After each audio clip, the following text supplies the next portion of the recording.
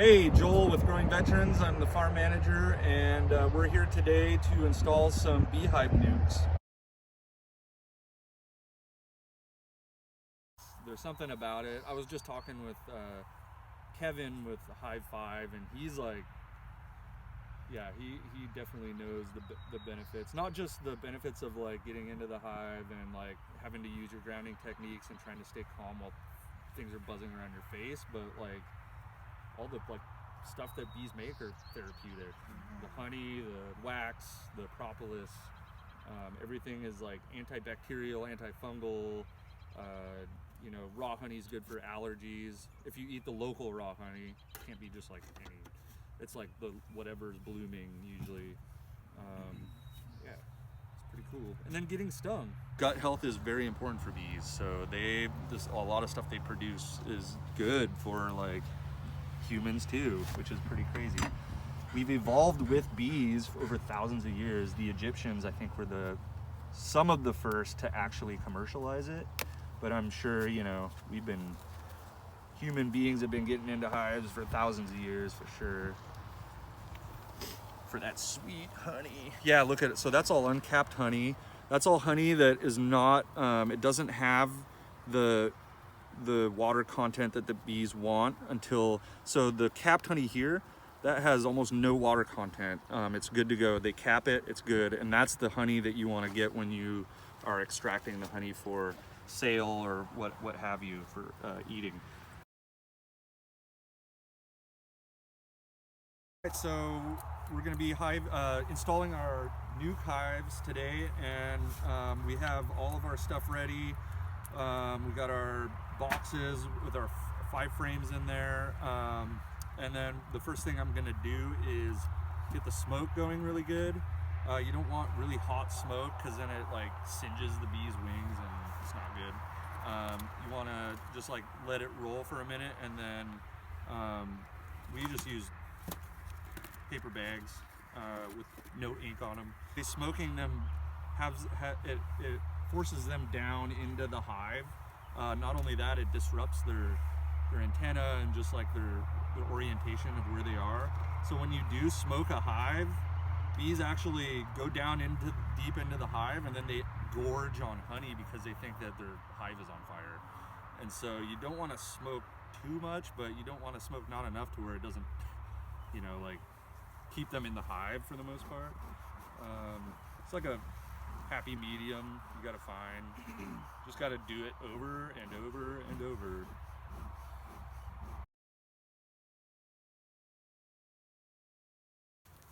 You can hear him. He's a little angry. Little guy on my hand here.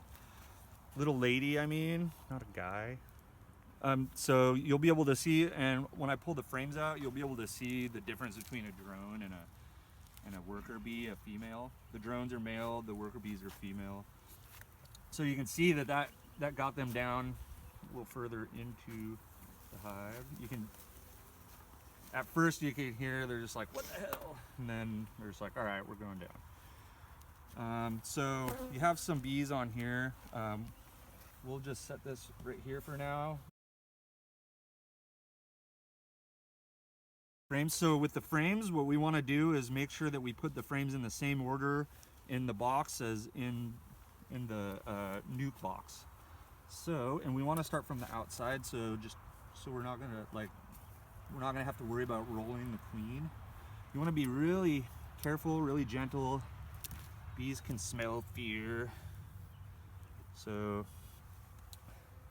they know when your respiration's increasing, because the CO2 is what you exhale is what really angers them, is what I've found out. And so when you're able to control your breath and be nice and slow and methodical in your movements, then it's a lot easier. So I'm gonna pull this frame out. We're gonna check it real quick. We're trying not to touch the sides because that usually rolls the bees. So this is, oh man, this is all capped honey here. Awesome, really dark looking honey. That's great. So there's a drone right there. You can see the compound eyes. See how much bigger, and it looks different than the other ones. That right there is a drone. Or let me make sure it's not the queen. I don't think it's the queen. No, it's a drone. Okay, so you also want, you know, you want the same direction, orientation. They're starting to already be like, what the heck? So just gently set them in right here. Might have a little problem with the, just like propolis and stuff. You want to make sure that the frames are nice and snug in there. So there's one. And so I use the hive tool. I use the bent part here, and I get in between and I just gently try not to squish any bees. They move out of the way. They know what's going on. They're pretty aware of their surroundings.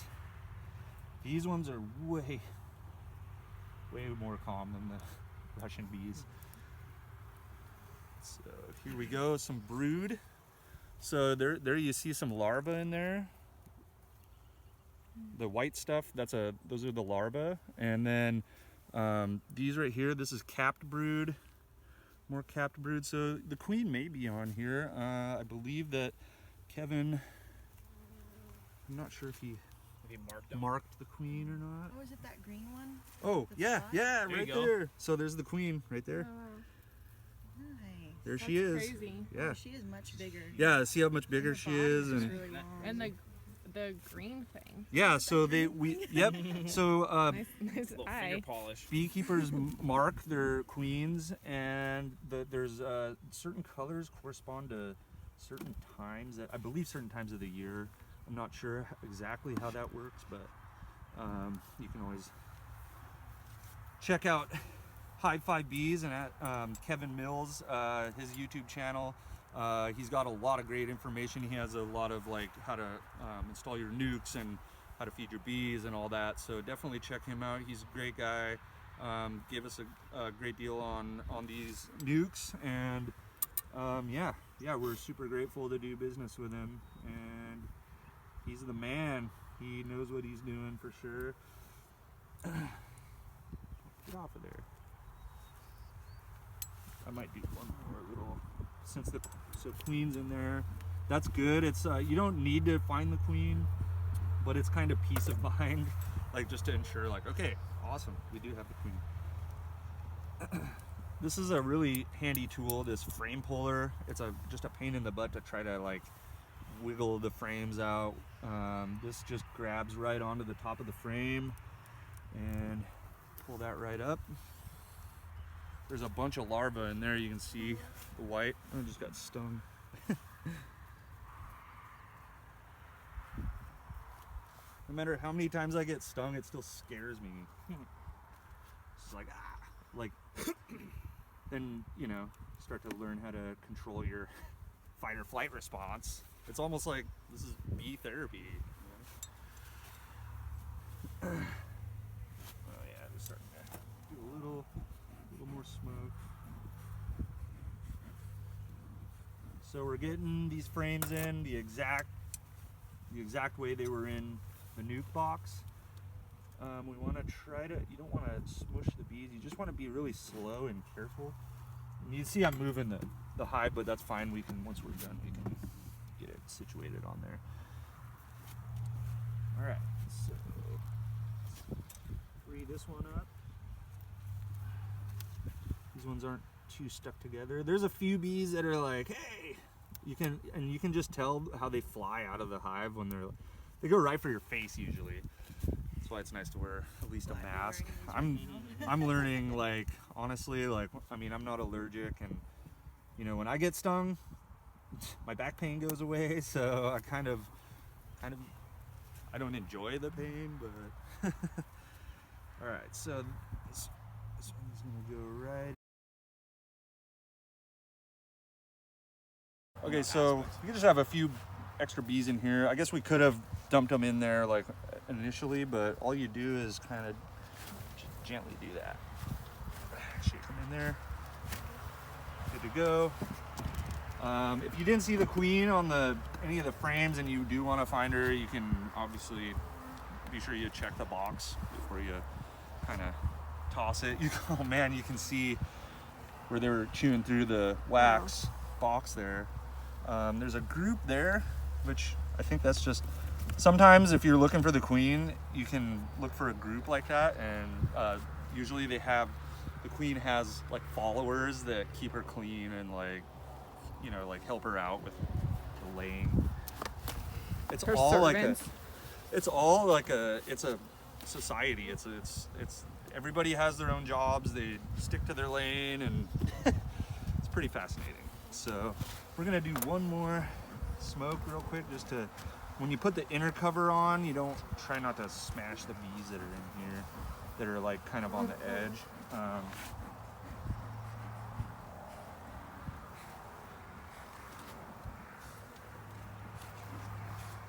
on, get out of there. So you want to make sure, use the brush and get them off of here, because then they just get smushed between the inner and the outer cover as much as you can.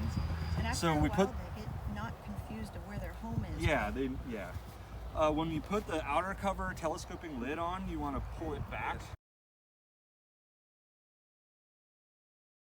as well, just for now. See, there's still some bees that are like, hey, what the hell? We'll just stick this kind of right in front of the hive, and that'll let, oh, sorry, buddy, just smushed. That'll just let them get even more customized. So, all right. What's that big giant fuzzy one right there? Yep, that's a drone right there. Okay. See, with the big eyes? Not like that guy right there. Yeah. Yep. The queen will have a marking on her, and if you see a big bee, see, because they look different. They got bigger eyes. They There's have big another one compound right there, the eyes. drone in the middle. Right there. Oh, is that? Yeah, that's another drone. See, the eyes are way bigger. It's just a bigger bee. And what do they do? They do nothing. They eat all the food, and they sit on the couch and watch TV until the queen is ready to mate. And then when the queen does her flight, it's called a mating flight, or damn it, I forgot what it's actually called. But she goes up in the air. The drones copulate with her, and then that's it. And then she will have all the eggs she needs to lay. And then the drones don't do shit after that. So if we usually see a lot of drone brood, we'll just like take it out. So yeah, here, I'm gonna open one of these up. It's drone brood. What's that, like, purpley Yeah, thing? it's their eyes forming. Oh, wow. Bean cells look similar, but they look more like a peanut. So drone brood is like kind of like, you know, how that looked when I opened it up. And then I have to like log. when I got stung right here, the stinger was still in and it was still pumping venom. So you have to take it out with a credit card.